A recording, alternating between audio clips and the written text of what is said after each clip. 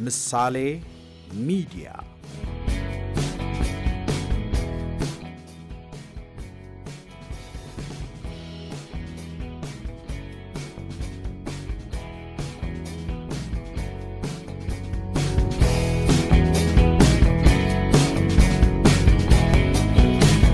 ምሳሌ ሚዲያ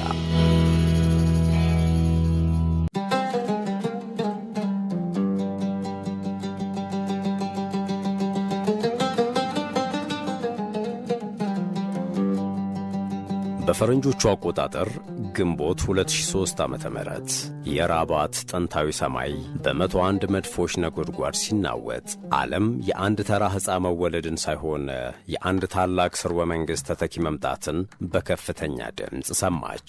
በሜዲትራንያንና በአትላንቲክ ውቅያኖስ ዳርቻዎች ላይ የተዘረጋው የሞሮኮ ንጉሣዊ ቤተሰብ ይህንን ሕፃን ሙላይ ሐሰን ሲል ሰየመው።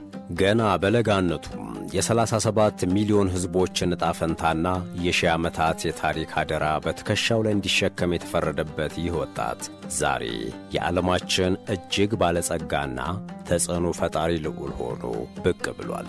ከቤተ መንግሥቱ የወርቅ መጋረጃዎች ጀርባ በ67 ሚሊዮን ዶላር ቅንጡ የግል ጀት ዓለምን የሚያካልለው ሙላይ ሐሰን የሀብቱ ግዝፈት ሳይሆን አስገራሚ ብስለቱም የብዙዎችን ትኩረት ስቧል። ገና በ10 ዓመቱ ከዓለም ሀያላን መሪዎች ጋር በእኩልነት ተቀምጦም የዲፕሎማሲውን ጠረጴዛ ሲያናውጥ የታየው ልዑል በቤተ መንግሥት ቅጥር ግቢ ውስጥ የታጠረ ተራ ወራሽ አይደለም። እርሱ ለታላቅ አገራዊ ዓላማ ታጭቶ በከፍተኛ ጥንቃቄ የተኮተኮተ የ21ኛው ክፍለ ዘመን ጥበበኛ መሪ ነው። የልዑሉ ስብዕና ከቅንጡ የሐር ልብሶች ይልቅ በወታደራዊ ዩኒፎርም ይበልጥ ይደምቃል። ገና በወጣትነቱ የኮሎኔልነት ማዕረግን የደረበው ሙላይ በንጉሣዊ ኮሌጅ ውስጥ የሰላ አእምሮን ሲገነባ በጦር ሰራዊቱ ውስጥ ደግሞ የአመራር ጥንካሬውን አዳብሯል። ይህ ወጣት ወደፊት ንጉሥ እንዲሆን ብቻ ሳይሆን አገሩን ከማንኛውም ውጫዊ ስጋት የሚጠብቅ የብረት አጥር ሆኖ እንዲቆም በከፍተኛ ወታደራዊ ዲሲፕሊን የታነጸ የአትላንቲክ አንበሳ ነው። ሙላይ ሐሰን ጥንታዊውን የሞሮኮ ንጉሣዊ ፕሮቶኮልና ዘመናዊውን የቴክኖሎጂ ዘመንን በአንድነት አቀናጅቶ የያዘ ምስጢራዊ ስብዕና ያለው ሰው ነው። በአንድ በኩል የአያቶቹን ባህላዊ ልብስ ለብሶ የዘመናት ሃይማኖታዊ ሥርዓቶችን ሲመራ ይታያል። በሌላ በኩል ደግሞ በዓለም አቀፍ መድረኮች ላይ ያለ አስተርጓሚ በ5 ቋንቋዎች ሀያላን መሪዎችን በሐሳብ ሲሞገት ይስተዋላል።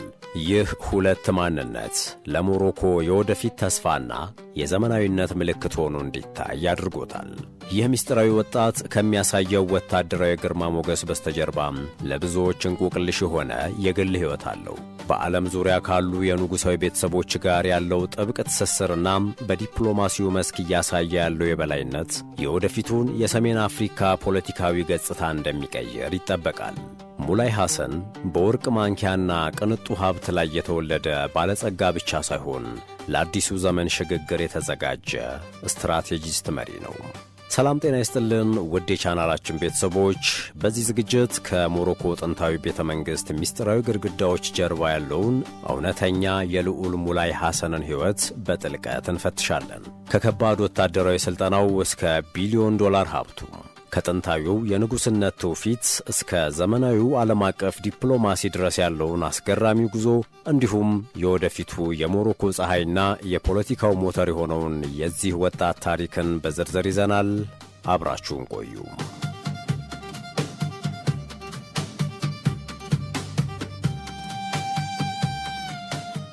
ግንቦት 8 ቀን 2003 ዓመተ ምህረት የራባት ንጉሣዊ ቤተ መንግሥት በታላቅ ድምቀት ተሞላ። የንጉሥ መሐመድ ስድስተኛና የልዕልት ላላ ሰልማ የበኩር ልጅ ሙላይ ሐሰን ሲወለድ ሞሮኮ ለቀናት የሚዘልቅ ብሔራዊ በዓል አውጃ ነበረ። ስሙም የተሰየመው በታላቁ አያቱ በንጉሥ ሐሰን ሁለተኛ ስም ሲሆን ይህም ሐሰን ሦስተኛ የሚባለውን የወደፊት ንጉሥ ለዓለም ያስተዋወቀ የታሪክ አጋጣሚ ነበረ። የሙላይ ሐሰን የዘር ሐረግ እስከ ነቢዩ መሐመድ ድረስ እንደሚመዘዝ በታሪክና በሃይማኖት ምሁራን ዘንድ ይታመናል። ይህ አላውት የተባለው ሥርወ መንግሥት ለልዑሉ ፖለቲካዊ ሥልጣን ብቻ ሳይሆን አሚር አልሙኢሚን ወይም የምዕመናን መሪ የሚል መንፈሳዊ ክብርንም ይሰጠዋል። ይህ ከባድ ኃላፊነት ልዑሉ ገና ሳይወለድ በትከሻው ላይ የተቀመጠ ብሔራዊ ዕጣ ፈንታ ነው። ልዑሉ ያደገው ራባት ከተማ በሚገኘውና ዳር አልማክዘን በሚባለው ግዙፍ ቤተ መንግሥት ውስጥ ነው። እዚህ ቅጥር ግቢ ውስጥ ጥንታዊው የሞሮኮ ባህላዊ ፕሮቶኮልና ዘመናዊው የምዕራባውያን አኗኗር ተዋህደውለታል።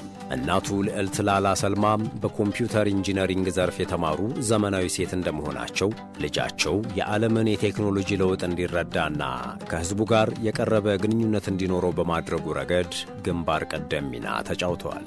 ከሌሎች ንጉሣውያን በተለየ ሙላይ ሐሰን ገና በ10 ዓመቱ በይፋዊ መድረኮች ላይ መታየት ጀምሯል። አባቱ ንጉሥ መሐመድ ስድስተኛ ልጃቸውን እንደ ጥላ እያስከተሉ የሥልጣን የዲፕሎማሲና የመንግሥት አስተዳደር ምስጢሮችን እንዲማር አድርገውታል። በዚህ ምክንያት ወጣቱ ልዑል የልጅነት ጨዋታውን መሥዋዕት አድርጎ ያለ ዕድሜው እንዲበስልና የኃላፊነት ስሜት እንዲሰማው አድርጎታል። የልዑሉ ሕይወት በታላላቅ የዓለም መሪዎች ፊት እጅ ከመንሳትና ጥብቅ ንጉሣዊ ሥርዓቶችን ከመለማመድ ጋር የተቆራኘ ነው። ሆኖም ከዚህ ሁሉ ግርማ ሞገስ በስተጀርባ ሙላይ ሐሰን እንደ ማንኛውም የዘመኑ ወጣት ለስፖርት በተለየ ለእግር ኳስና ለፈጠራ ሥራዎች ፍላጎት ያለው ስሜታዊ ወጣት ነው። ይህ ሰብአዊ ጎኑ ከሕዝቡ ጋር የሚያስተሳስረው ትልቁ ድልድይ ነው። ዛሬ ሙላይ ሐሰን የሞሮኮ የወደፊት ተስፋ ተደርጎ የሚወሰድ ወጣት ነው። እርሱ የአያቱን ጥብቅና የማያወላውል አገዛዝ ከወርቃማው ታሪክ እንዲሁም የአባቱን የለውጥና የሊበራል ራዕይ አዋህዶ የያዘ የሁለት ዘመናት ድልድይ ሆኖ ይታያል። የዚህ ወጣት ልዑል ታሪክ ገና በጅምሩ የዓለምን ትኩረት የሳበውም በዚሁ ስልታዊና ታሪካዊ ቦታው ምክንያት ነው። የሙላይ ሐሰን የትምህርት ጉዞ የተጀመረው በራባት በሚገኘውና እጅግ ጥብቅ በሆነው ንጉሣዊ ኮሌጅ ውስጥ ነው። እዚህ ተቋም ውስጥ ልዑሉ ብቻውን እንዲማር አልተደረገም። ይልቁንም ከሁሉም የሞሮኮ ግዛቶች ከተመረጡ 12 ጎበዝና አስተዋይ ተማሪዎች ጋር አብሮ እንዲቀመጥ ተደርጓል። ይህ ስልት ልዑሉ ከተለያየ የኑሮ ደረጃ ከመጡ ዜጎች ጋር እንዲገናኝና የሀገሪቱን እውነተኛ ገጽታ እንዲረዳ የታለመ ነው። የትምህርት ሥርዓቱ እጅግ አድካሚና ሰፊ ነው። ልዑሉ ከጠዋት ጀምሮ እስከ ምሽት ድረስ አረብኛን፣ ፈረንሳይኛን፣ እንግሊዝኛንና ስፓኒሽ ቋንቋዎችን በከፍተኛ ጥንቃቄ አጥንቷል። ዛሬ ሙላይ ሐሰን 5 ቋንቋዎችን አቀላጥፎ የሚናገር ባለብዙ ልሳን ወጣት ሲሆን ይህ ክህሎቱ በዓለም መድረክ ላይ ያለ አስተርጓሚ ኃያላን መሪዎችን እንዲሞግትና የሞሮኮን ብሔራዊ ጥቅም እንዲያስከብር ልዩ አቅም ሆኖታል። በአውሮፓውያኑ 2020 የሁለተኛ ደረጃ ትምህርቱን በኢኮኖሚክስና ማኅበራዊ ሳይንስ ዘርፍ ሲያጠናቅቅ ያመጣው ውጤት አገሪቱን አስገርሟል። በከፍተኛ ማዕረግ ማለፉ ልዑሉ በትምህርቱ ላይ ያለውን ቁርጠኝነትና ተራ ተማሪ ብቻ ሳይሆን ለሌሎች ተማሪዎች አርአያ ሆኖ የመወዳደር ፍላጎቱን አሳይቷል። ይህ ውጤት ልዑሉ ስለ ሀገሩ ኢኮኖሚያዊ መዋቅር ያለው ዕውቀት የላቀ መሆኑን የሚያረጋግጥ ነው። በመቀጠል ቤን ገሪር በሚገኘው ዩኒቨርሲቲ መሐመድ ስድስተኛ ፖሊቴክኒክ ውስጥ የፖለቲካ ሳይንስና ዓለም አቀፍ ግንኙነትን ማጥናት ጀመረ። የዩኒቨርሲቲ ቆይታው ልዑሉን ከንድፈ ሐሳብ ባለፈ ከተጨባጭ የዓለም ፖለቲካዊ ትኩሳት ጋር አጋጅቶታል። ዛሬም ቢሆን ጥናቶቹን የሚያደርገው የአፍሪካን ስልታዊ ጥቅምና የሞሮኮን የጂኦፖለቲካ ተጽዕኖ ከግምት ውስጥ በማስገባት ነው። ሙላይ ሐሰን የራፕ ሙዚቃን፣ ዘመናዊ ቴክኖሎጂንና ሳይንስን ይወዳል። ይህ ዝንባሌው ከጄኔሬሽን ዚ ወይም የዘመኑ ወጣቶች ጋር በስሜት እንዲገናኝ ረድቶታል። ሙላይ ሐሰን በአንድ በኩል ጥንታዊ ታሪክን የሚያጠና ባህላዊ መሪ ሲሆን፣ በሌላ በኩል ደግሞ ወደፊት የሚመጣውን ዲጂታል ዓለምና አርቲፊሻል ኢንተለጀንስን ለመረዳት የሚተጋ ባለ ሁለት ገጽታ አእምሮ ያለው ወጣት ነው።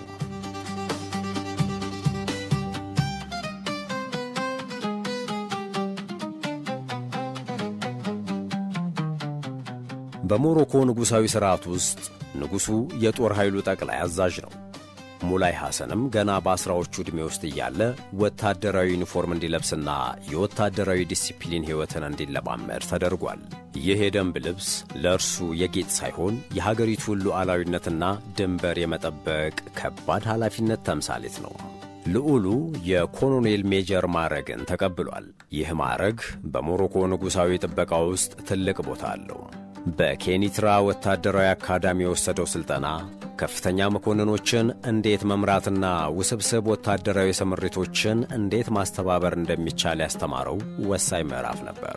በየዓመቱ በሚካሄዱ የወታደራዊ ምርቃት ሥነ ሥርዓቶች ላይ ሙላይ ሐሰን በአባቱ ስም በመገኘት የአዳዲስ መኮንኖችን ቃለ መሐላ ይቀበላል። በሺዎች የሚቆጠሩ ወታደሮችና አንጋፋ ጄኔራሎች ለዚህ ወጣት ልዑል የክብር ሰላምታ ሲያቀርቡ ማየት በሰራዊቱ ውስጥ ያለውን ጥልቅ ተቀባይነት ያሳያል። ይህ ወታደራዊ ግርማም ተመልካችን በግርምት የሚሞላና የዙፋኑን ጥንካሬ የሚያሳይ እውነታ ነው። ልዑሉ በተለይም በአየር ኃይልና በሳይበር ደህንነት ዘርፍ ላይ ልዩ ፍላጎት አለው። ሞሮኮ ከአሜሪካና ከእስራኤል ጋር ያላትን ወታደራዊ ትብብር በቅርበት ይከታተላል። የሀገሪቱን የመከላከያ አቅም በዘመናዊ ድሮኖችና በሳተላይት ቴክኖሎጂ ለማጠናከር በሚደረጉ የደህንነት ውይይቶች ላይም በታዛቢነት እንደሚሳተፍ ይነገራል። የሙላይ ሐሰን ወታደራዊ ስብዕና እጅግ ጥብቅና በዲሲፕሊን የታነጸ ነው። በሕዝብ ፊት ሲታይ ያለው ቀጥተኛ አቋምና የአንገቱ ቀና ማለት የወደፊት የጦር መሪ መሆኑን ይመሰክራል። ፍርሃትና መሸበር በፊቱ ላይ የማይታይበት ገና ከልጅነቱ በዲፕሎማሲያዊ ሰላምና በወታደራዊ ጥንካሬ አውድ ውስጥ እንዲያድግ ስለተደረገ ነው። ልዑል ሙላይ ሐሰን በዓለም ላይ ካሉ እጅግ ባለጸጋ ወጣቶች መካከል በቀዳሚነት ይመደባል። የንጉሣዊ ቤተሰቡ ሀብት ከ5 ቢሊዮን ዶላር በላይ እንደሚገመት የሚታወቅ ሲሆን ይህም ልዑሉ በከፍተኛ ቅንጦት ውስጥ እንዲኖር አድርጎታል።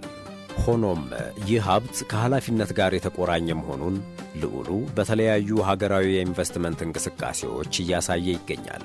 ልዑሉ በ67 ሚሊዮን ዶላር የተገዛና ገልፍ ስትሪም G650 የተባለ እጅግ ዘመናዊ ቅንጡ የግል ጄት አውሮፕላን ባለቤት ነው።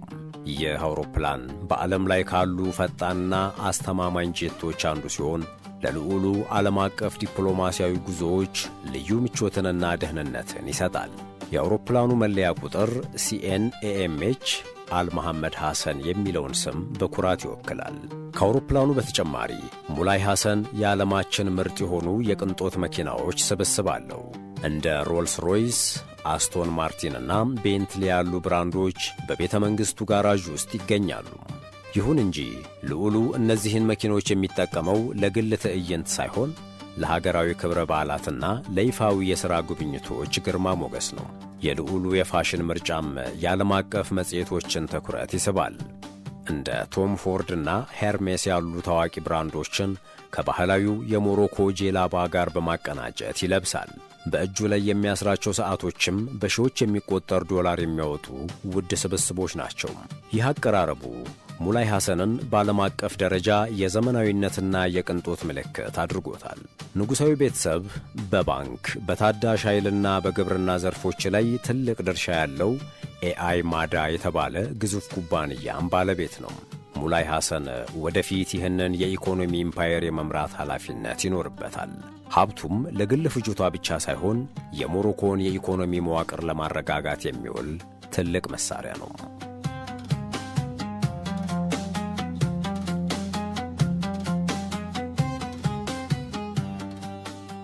የሙላይ ሐሰን ዲፕሎማሲያዊ ብቃት በዓለም መድረክ ላይ መታየት የጀመረው ገና በለጋነቱ ነው።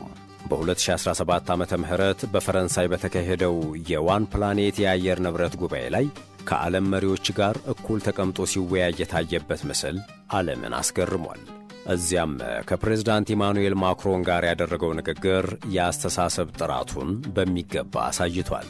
ልዑሉ እንደ ርዕሰ ሊቃነ ጳጳሳት ፍራንቺስኮስና የቻይናው ፕሬዝዳንት ዢ ጂንፒንግ ያሉ ታላላቅ መሪዎችን በራባት ተቀብሎ በንጉሣዊ ግርማ ሞገስ አስተናግዷል። በተለይም በኖቬምበር 2024 የቻይናውን ፕሬዝዳንት ሺ ጂንፒንግን ለብቻው ተቀብሎ ያስተናገደበት ሁኔታ ልዑሉ የአባቱን ሙሉ እምነት ማግኘቱንና ለብቻው ከፍተኛ ዲፕሎማሲያዊ ሥራዎችን መሥራት መጀመሩን ያሳየ ትልቅ ክስተት ነበር። ከዚህም በተጨማሪ እንደ ጃሬድ ኩሽነር ያሉ የአሜሪካ ከፍተኛ ልዑካንን በማነጋገር የሞሮኮን ብሔራዊ ጥቅም የማስከበር ሚናን ተጫውቷል። ሙላይ ሐሰን ለአፍሪካ አህጉር ልዩ ትኩረት ይሰጣል። አባቱ ንጉሥ መሐመድ ስድስተኛ ሞሮኮን ወደ አፍሪካ ኅብረት እንድትመለስ ያደረጉትን ስኬታማ ጥረትን ተከትሎ ልዑሉ ከአፍሪካ መሪዎች ጋር ያለውን ወንድማማችነት እያጠናከረ ይገኛል። ሞሮኮን የአውሮፓና የአፍሪካ የንግድና የፖለቲካ ድልድይ የማድረግ ራዕይ ያለው ይህ ወጣት ወደፊት በአህጉሪቱ ፖለቲካ ላይ ትልቅ ተጽዕኖ እንደሚኖረው ይጠበቃል። ከቅርብ ጊዜ ወዲህ ልዑሉ በሞሮኮና በዓለም አቀፍ የቴክኖሎጂ አገራት መካከል ያለውን ግንኙነት በማጠናከር ረገድ ንቁ ተሳትፎ እያደረገ ነው። በተለይም ከታላላቅ ሀያላን አገራት ጋር የሚደረጉ የደህንነትና የኢኮኖሚ ስምምነቶች ላይ በመገኘት በባህላዊ እሴቶችና በዘመናዊ ዲፕሎማሲ መካከል ያለውን ሚዛን ጠብቆ መጓዝ የሚችል ብርቅዬ መሪ መሆኑን እያስመሰከረ ነው። የልዑሉ የወደፊት ተስፋ ብሩህ ነው። ሞሮኮን ወደ ተሻለ የቴክኖሎጂ እድገት፣ የኢኮኖሚ ነጻነትና ዴሞክራሲያዊ ብልጽግና እንደሚመራት ብዙዎች ይጠብቃሉ። እርሱ ወደ ዙፋኑ በሚወጣበት ጊዜ የሞሮኮ ታሪክ አዲስና ዘመናዊ ምዕራፍ እንደሚከፍት ይታመናል። ሙላይ ሐሰን የጽናት የጥበብና የወጣቱ ትውልድ የለውጥ ምልክት ነው። በጥቅሉ የልዑል ሙላይ ሐሰን ታሪክ የአንድ ተራ ባለጸጋ ወጣት ሕይወት ታሪክ ሳይሆን የአንድ ጥንታዊ ሥርወ መንግሥት ቀጣይነትና የዘመናዊው ዓለም ስትራቴጂካዊ ጥበብ ውጤት ነው። በሺህ ዓመታት የንጉሣዊ ፕሮቶኮልና በ21ኛው ክፍለ ዘመን ዲጂታል ንቃት መካከል የቆመው ይህ ልዑል የሞሮኮን ብሔራዊ ክብር ከፍ ለማድረግ ታጭቶ የተዘጋጀ መሪ ነው። ከቢሊዮን ዶላር ሀብቱ ይልቅ በ5 ቋንቋዎች ሀያላን መሪዎችን የሚሞግተው ብስለቱ የወደፊቱን የሰሜን አፍሪካ ፖለቲካዊ ገጽታ የሚቀይር የአትላንቲክ አንበሳ መሆኑን ለዓለም ያስመሰከረበት ነው። ይህ ወጣት ንጉሥ ወደፊት ዙፋኑን ሲረከብ ሞሮኮን ወደ አዲስ የቴክኖሎጂና የዲፕሎማሲ ምዕራፍ ያሸጋግራታል ተብሎ ይጠበቃል። የሙላይ ሐሰን ጉዞ ከቤተ መንግሥት ቅጥር ጀምሮ እስከ ዓለም አቀፍ መድረኮች ድረስ ያለው ስኬት ለብዙዎች አስገራሚ እንቆቅልሽ ቢሆንም ለሞሮኮ ሕዝብ ግን የተስፋና የጽናት ምልክት ነው። በአንድ እጁ ወታደራዊ ዲሲፕሊንን፣ በሌላኛው እጁ ደግሞ ዘመናዊ ዲፕሎማሲን የጨበጠው ይህ ልዑል የአያቶቹን ታሪክ ከወደፊቱ ራዕይ ጋር በማቀናጀት አዲሱን የሞሮኮን ታሪክ እየጻፈ ነው። ውድ ቤተሰቦቻችን የወጣቱን የሞሮኮ ልዑል ሙላይ ሐሰንን ታሪክ የቃኘንበት የዛሬው ዝግጅታችን ይህን ይመስል ነበር። እናንተስ የልዑል ሙላይ ሐሰን የወደፊት የአመራር ዘመን በሰሜን አፍሪካ ፖለቲካ ላይ ምን አይነት ተጽዕኖ ይኖረዋል ብላችሁ ታስባላችሁ? ሐሳባችሁን በኮመንት መስጫው ላይ አካፍሉን። ለቻናላችን አዲስ ከሆናችሁ ደግሞ ሰብስክራይብ በማድረግ ቪዲዮውን ላይክና ሼርም በማድረግ ቤተሰብ እንድትሆኑ በአክብሮት ጋበዝን።